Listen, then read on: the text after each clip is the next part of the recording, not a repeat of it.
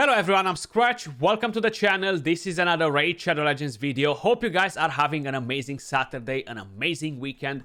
Let me know in the comments down below how is your weekend going so far. Doing anything crazy, just chilling at home, spending time with the family. That's pretty much what I'm doing this weekend, and I think there's no better thing to do.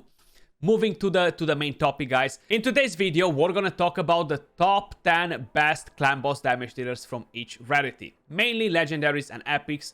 There isn't much to talk about rares and the other rarities, honestly, but if there are some honorable mentions, we're definitely gonna put them on the map. I know that a lot of times, the majority of you guys will get a new champion, and you're probably wondering, well, is this champion gonna do more damage in my clan boss team than the other one? Should I use this champion over the other champion? So many questions, right? Like, clan boss is definitely the #1 content in the game because it's the most rewarding content. So no doubt everybody wants to kind of like maximize their damage and ensure that you are able to get top chest on every single difficulty, you know. Before we move over to talk about the champions, I just want to let you guys know, if you enjoyed the music here in the video, I partnered up with Soundstripe. They have an amazing music library. So if you're a content creator, a music enthusiast, looking for some new music to jam on, or how I mentioned, if you're a content creator, you might be worried about copyright strikes issues, right? Like, you can't really use whatever music you want in your content. Well, with Soundstripe, you're gonna be able to keep your content safe without having to worry about it whatsoever. I'm gonna leave the link in the description down below or in the pinned comment, so head over and check them out. Plus, I can save you 20% on checkout by using code SCRATCH. That being said, we're gonna start with epic champions. Now, there's so many. That's why I'm gonna stop at top 10 from each one of the rarities. If not, I'm gonna be here till tomorrow, guys. And while I do think that there are a lot of epics, of course we're not gonna be able to cover every single one of them, and we're gonna try to put the top 10 at the top of the list, and we're gonna give a couple of honorable mentions to champions like Whisper, for example. While I do think she's pretty solid, I don't think she's necessarily in top 10 as a clan boss damage dealer all around. There are quite a few other champions, like for example we have Aina, we have Suwai Firstborn. They're interesting champions. Like, they bring pretty decent raw damage, they bring in a defense down, a weaken, or stuff like that, but they mainly work for teams like Barriters, and they're not really offering a lot of damage if they're kind of like out of those teams, you know. I feel like they're a bit left behind. Champions like Fanshi, for example, he's a pretty good poisoner, right? Triple hitter, so Giant Slayer, but that's pretty much kind of like his story, you know. Like, he's not really gonna do insane damage. Suiren, for example, she's fairly decent too. I remember testing her damage and I wasn't that impressed all around in terms of raw damage. She does bring the debuffs, she brings the poisons, but again, not having them on a 100% chance to land is not that great, you know. So you can't really rely on these sort of champions. Scabrius, for example, another champion that didn't really made my top 10, but I do think he's pretty close to it, so he definitely deserves an honorable mention. Poisons, we have the Leech, Weaken, the increased attack, which makes him hit pretty hard actually, so he's definitely very close to the top 10. Champions like Dark Kale, for example, while he's an amazing champion for dungeons, sorry, I feel like he doesn't bring in enough raw damage, and if you don't have enough poisons for him to kind of like drop them down, he's not really gonna do that much damage in clan boss. I remember when I've tested him in some of the teams, he wasn't performing as good as other champions, you know. So definitely honorable mentions to all these champions. But let me just start by bringing in the #1 champion as an epic for clan boss. So the #1, in my opinion, is Anax. Man, he hits so freaking hard. He can work in so many different teams.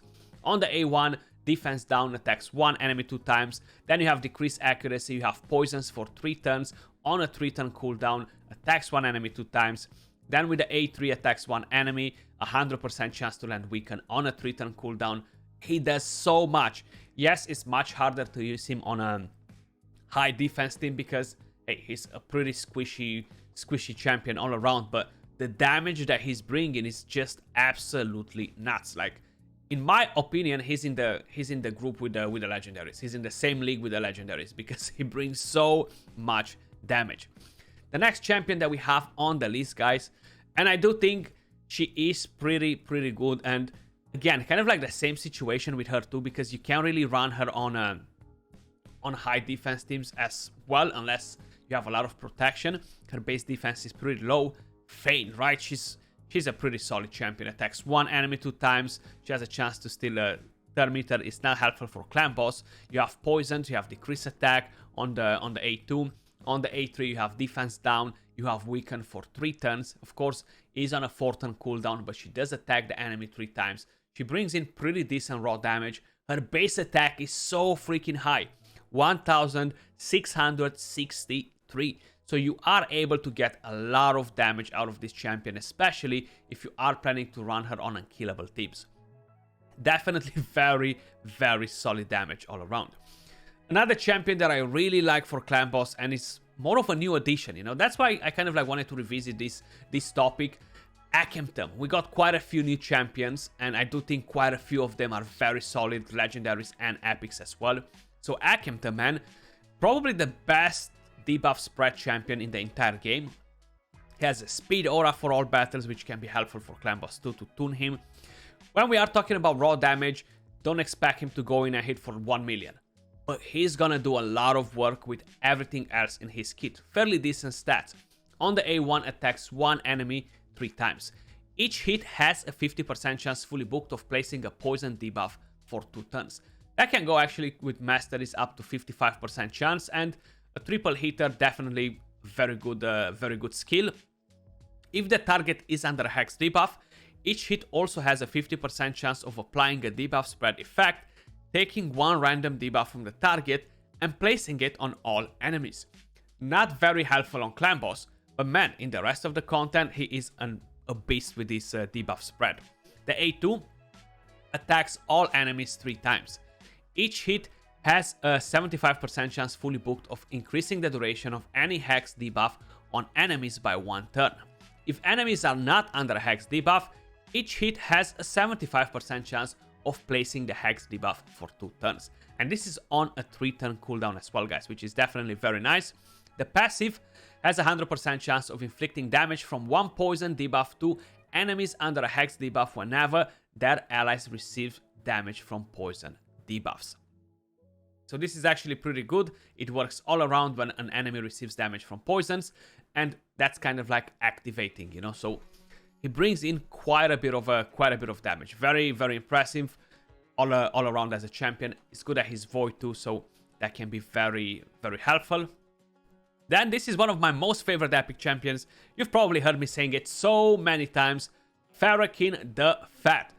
This is kind of like a machine. This is not a hero, not a champion. This is a machine. On the A1, defense down.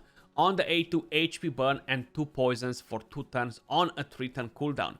On the A3, increased crit rate, increased crit damage on all allies. Then all allies except this champion will attack one target enemy on a 4-turn cooldown. So ally attack, poisons, HP burn, defense down, damage mitigation from his passive. So this champion can be used in pretty much whatever sort of team you guys want to use him.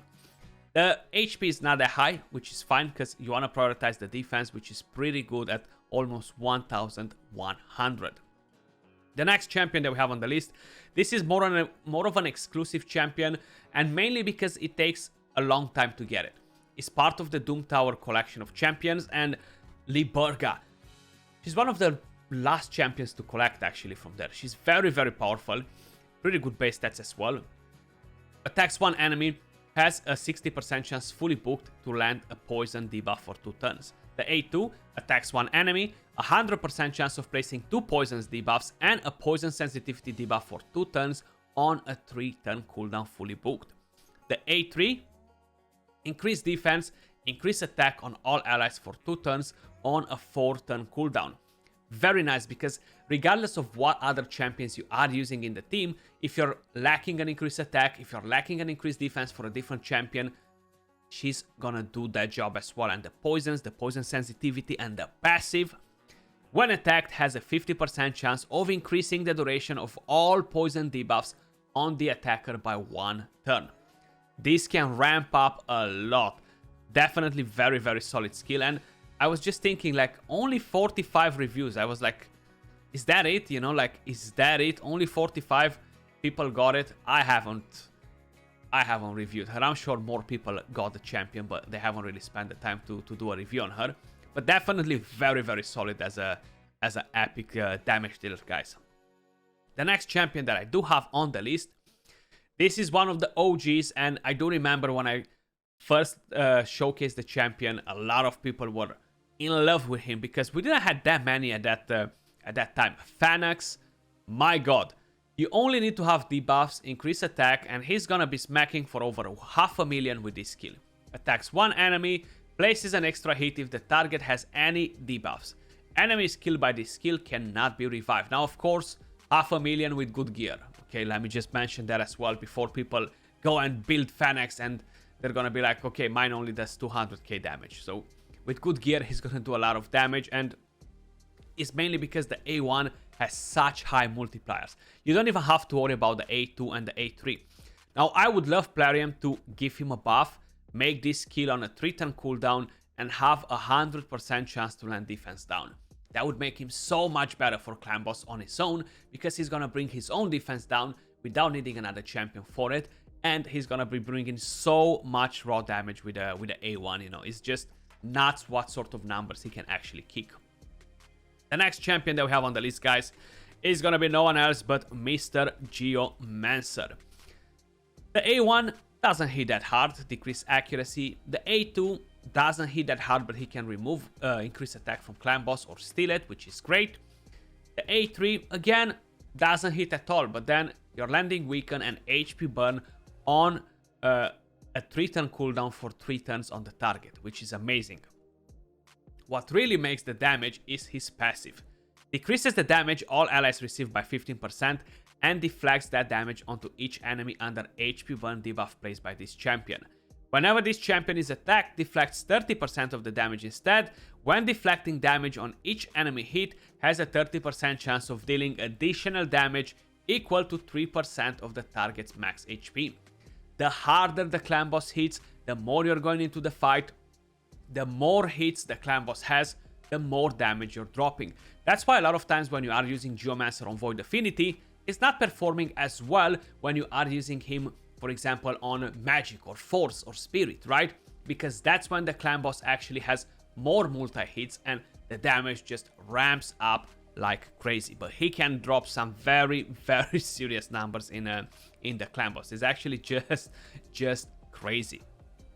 Moving over to the next champion that I do have on the list, and that's no one else but Deity, Miststrider Deity from the Sylvan Watchers.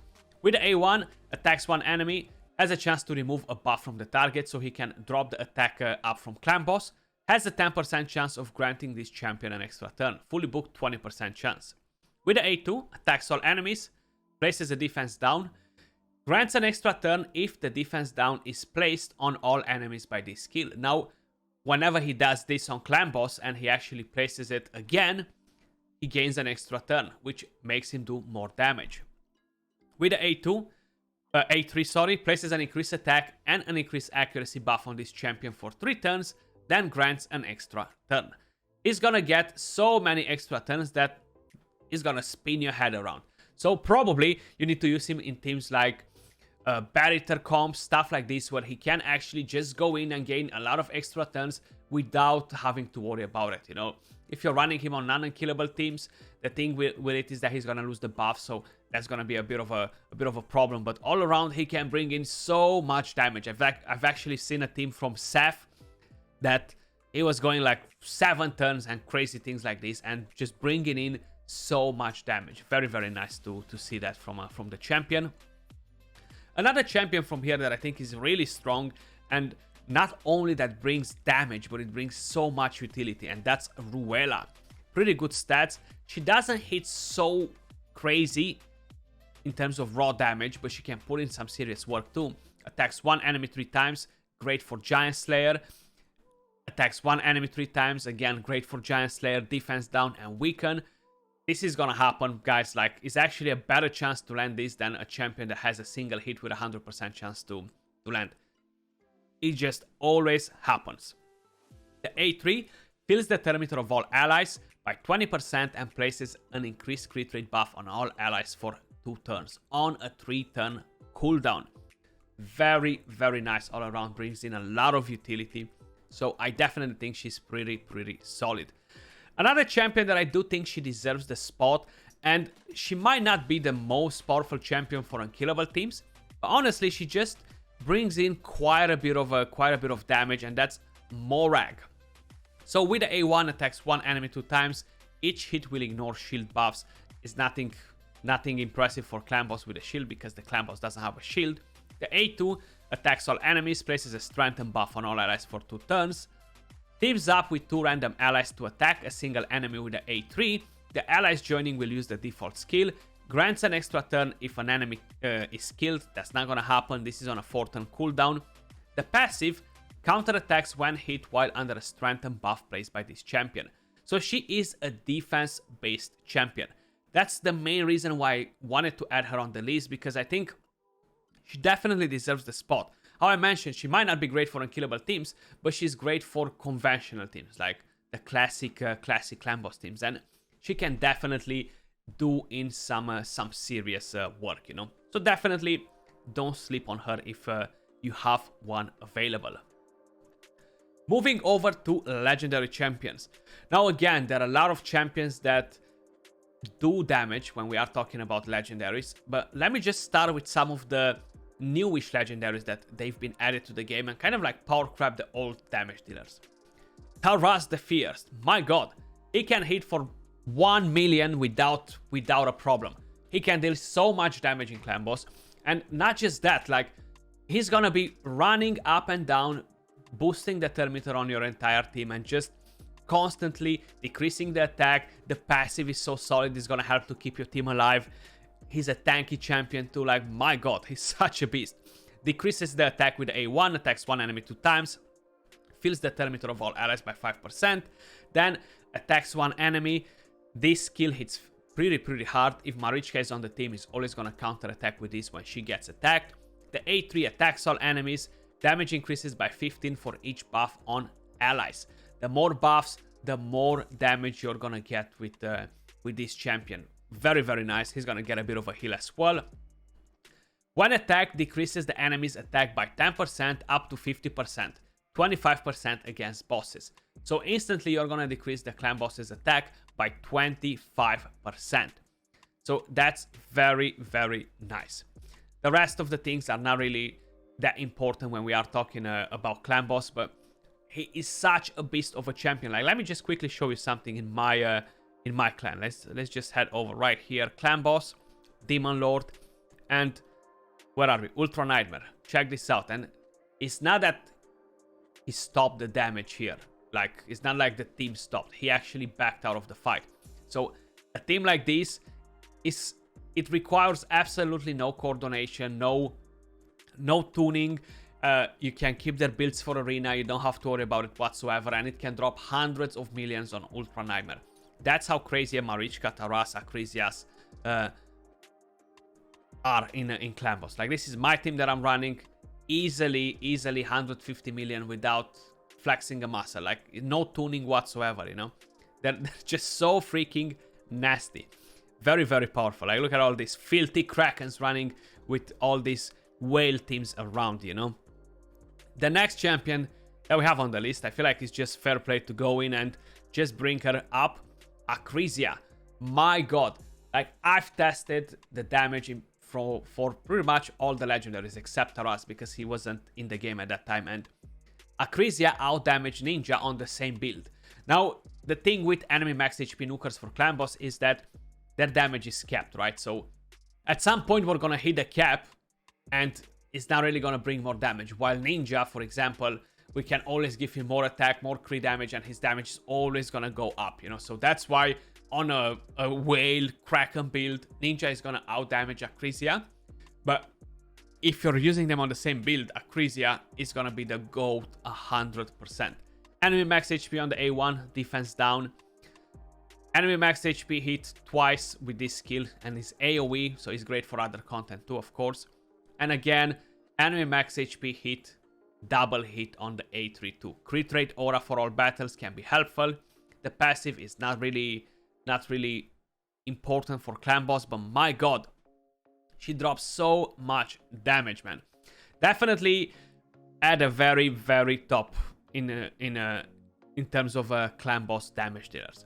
The next champion that I do have on the list, guys, I'm gonna bring in Harima. You know why? Because she is very powerful and she brings in a lot of damage. So she has a very similar thing like Ninja's passive, but it's not really the passive that makes it count. It's actually the A2.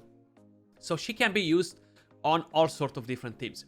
I remember when I've done the run with her, she had almost 100 million damage or so. It was just some crazy damage. Like, I can't even remember, but it was some crazy damage. Attacks one enemy 3 times. Each hit decreases the target's defense by 5%, stacks up to 30. Each hit also increases this champion's defense by 5%, stacks up to 100. So you're gonna be able to smack so hard with this skill. The A1 has a chance to land decrease attack, is a single hit. And the A2 is AoE, has a chance to land provoke. It's not gonna help us in clan boss, but all these things, guys, can ramp up a lot of damage. She's a very powerful champion for pretty much everything, not just for clan boss, you know, not just for arena, because I know most of you guys know Harima as the champion for arena, but she's actually pretty solid all around. The next champion, and I do regret it, I don't have him, Michinaki.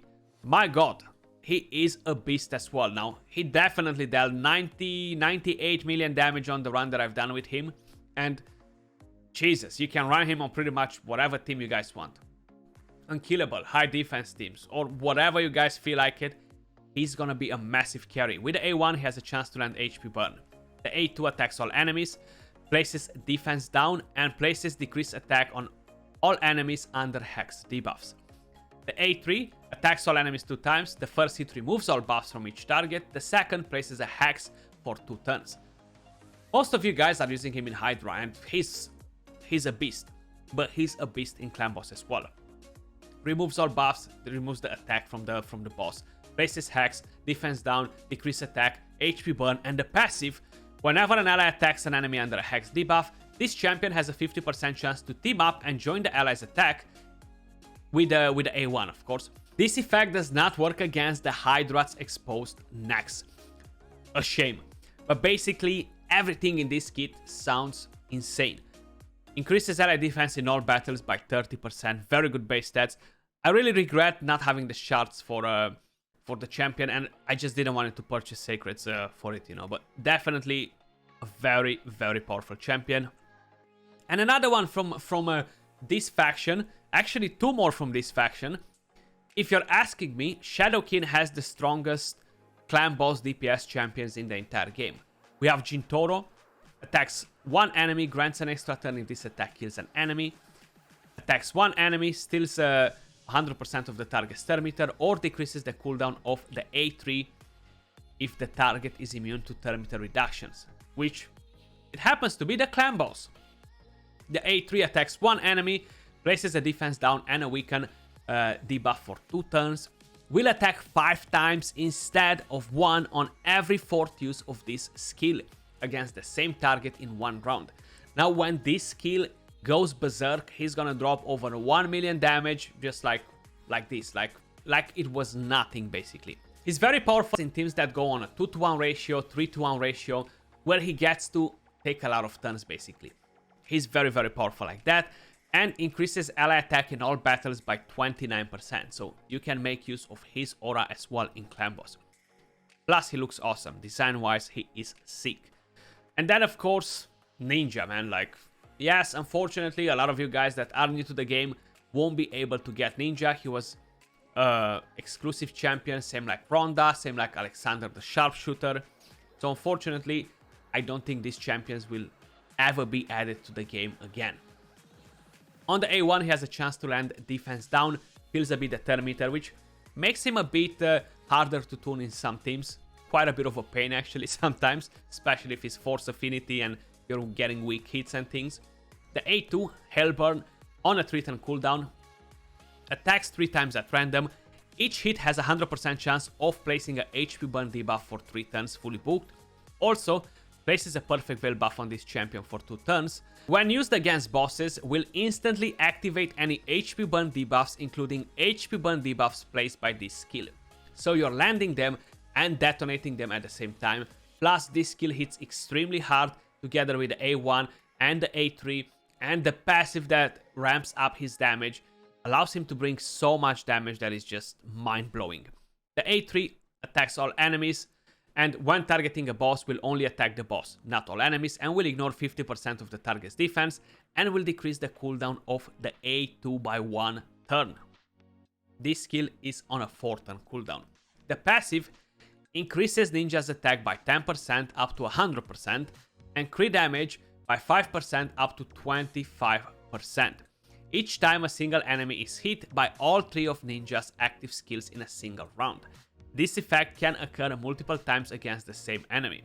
When fighting bosses, will increase ninja's attack by 20% up to 100 and crit damage by 10 up to 25 instead, just to ramp it up faster than you would do it in a regular fight. Very good base stats. His attack is very solid, and this allows him to just drop stupid damage. Like, look at all these reviews, man. Demon Lord 4.8. He's a 5. He's a 10. He's a 10 in Demon Lord when we are talking about damage. Great for Hydra, great for some of the bosses in the game. He's just melting them down. Very, very nice. That being said, seems like we can actually back out of the Shadow King faction, man, because there's so many strong champions in there. Kyoku, for example, let me give her a shout out as well. Kyoku brings so much damage to defense-based champion.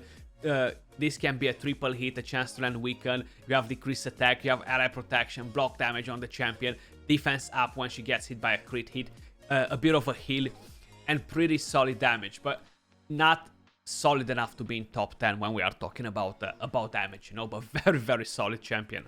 Moving over to the demon spawns. Now, here we have one champion that can drop stupid damage in clan boss, and a lot of people don't even know it. Lord Shazar. So, if you're gonna have enough debuffs on the target, attacks one enemy 3 times.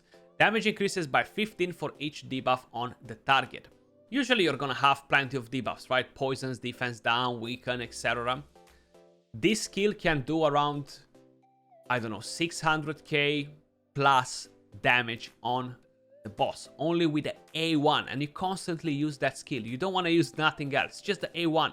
And just think about an unkillable team taking 50 turns and multiply that with 600k. Like, he's gonna bring in stupid damage, and if you're building 2-to-1 ratio teams and things like that, he's gonna bring crazy damage. Like, he's literally at the same level with Turvold, like back and forward, both of them, you know. I'm doing more damage in this run, no, I'm doing more. That's how it goes pretty much, you know. You want to stop the A2 on him so you don't have to worry about the extra turn, and just constantly increase attack and smack with the A1. Very solid champion. The next one that we have on the list, because we just mentioned him, let's go all the way to Barbarians. Turvold. He's the #1 nuker for Arena at the moment. Like, man, I would have never expected that. I feel like nobody in the entire game would have expected Turvold to become the #1 nuker for Arena. Honestly, like, it's just crazy, mind-blowing. Attacks one enemy 2 times, has a chance to land weaken. Buffs himself with increased attack, crit rate, speed, grants an extra turn, goes all the way to Juggernaut on a 4-turn cooldown, 3-turn cooldown actually, my bad. Attacks one enemy 2 times, damage increases according to the numbers of buffs on this champion. If the target is killed, resets the cooldown of this skill. This skill can do over 1 million damage on clan boss, or near 1 million, on a good build, you know, on a crazy build. Very solid damage, man, like, he brings so much damage in. It's a shame that his aura is for faction creeps only. Really a big shame, you know, but very solid champion. And I do want to give a bit of a shout out to Elder Skarg as well. Pretty solid damage, but definitely not carrying it in a top 10, Sato and other champions like this, because, hey, we got new champions added to the game. Like, just counting Taras, count in Ahrisia, count in Harima, for example, Michinaki, and that's 4 newish champions that power craft other champions. Of course, we do have 2 more solid champions that are definitely in the top 10 in my opinion, and that's still gonna be Dracomorph. He's just so freaking powerful. Surplus damage, the A1, the more debuffs on the target, the more damage, and it's absolutely nuts. Poisons on a 3-turn cooldown, and that's 4 poisons, not something weak. Defense down, weaken. The only thing with him is that this skill doesn't attack. That's the problem. If this skill would attack as well, his damage would be just like nuts, honestly. Like, he would be definitely one of the best DPS in the entire game if this skill would do damage to. Very, very nasty champion. And he used to be one of the worst champions in the entire game before the buff. Literally. Like, he had a completely different kit, nothing to do with defense down, weaken, and all that stuff. He was so bad before, man. And we have the last champion that I have on the list as a legendary, and that is no one else but Var the Destroyer. This is a Doom Tower champion. Now, I've done a couple of videos on it, and man, he smacks so hard. He has a similar passive with Ninja. Very good base stats. Attacks one enemy, heals the champion by 30% of the damage inflicted. Attacks all enemies, has a chance to land weaken. Also places a 50% decrease attack on enemies that got the weaken debuff. The A3 attacks one enemy, will ignore 30% of the target's defense, destroys the target's max HP by 50% of the damage inflicted, places a block damage buff on this champion for 1 turn if this attack kills an enemy. The passive increases this champion's attack by 10% each time they use an active skill, stacks up to 100%, resets each round. So very similar with what the Ninja does, and this allows him to deal some disgusting damage on the clan boss guys. Very, very nasty.